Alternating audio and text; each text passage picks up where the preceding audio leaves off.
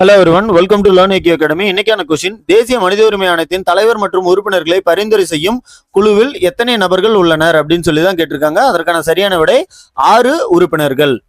Right. So அவங்க யார் யாருன்னு பார்க்கும்பொழுது the prime minister and the speaker of Lok Sabha, so மக்களவை சபாநாயகர், அதே போல மத்திய அரசினுடைய உள்துறை அமைச்சர், அதே போல மக்களவையினுடைய எதிர்க்கட்சி தலைவர், தென் மாநிலங்களவையினுடைய எதிர்க்கட்சி தலைவர், அடுத்தது மாநிலங்களவையினுடைய தலைவர், ராஜ்யசபாவுடைய சேர்மன்.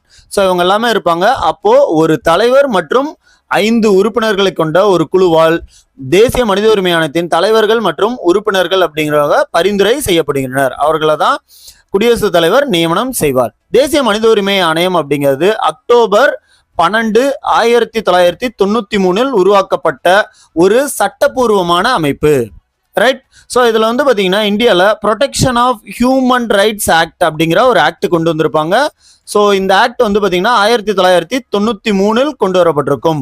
ஸோ இந்த சட்டத்தின் அடிப்படையில் இந்த தேசிய மனித உரிமைகள் ஆணையம் அப்படிங்கிறது ஏற்படுத்தப்பட்டது. நன்றி.